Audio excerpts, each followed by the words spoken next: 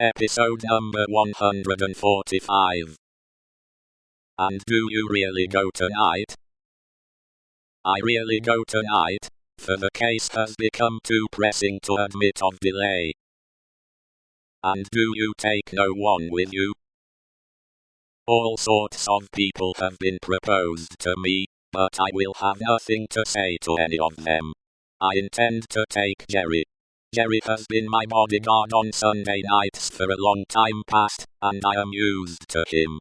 Nobody will suspect Jerry of being anything but an English bulldog, or of having any design in his head but to fly at anybody who touches his master.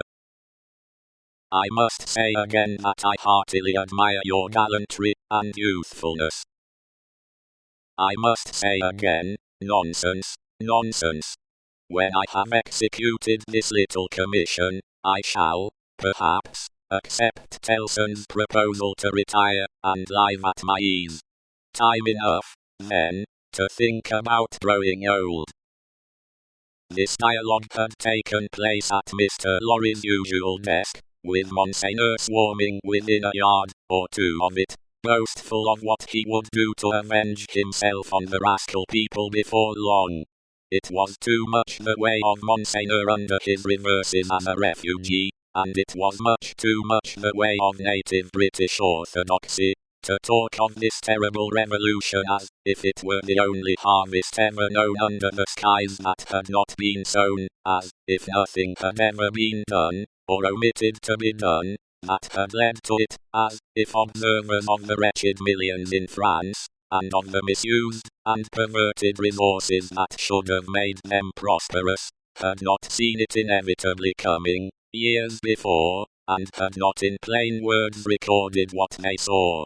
Such vaporing, combined with the extravagant plots of Monseigneur for the restoration of a state of things that had utterly exhausted itself, and worn out heaven and earth as well as itself, was hard to be endured without some remonstrance by any sane man who knew the truth. And it was such vaporing all about his ears, like a troublesome confusion of blood in his own head, added to a latent uneasiness in his mind, which had already made Charles Darnay restless, and which still kept him so.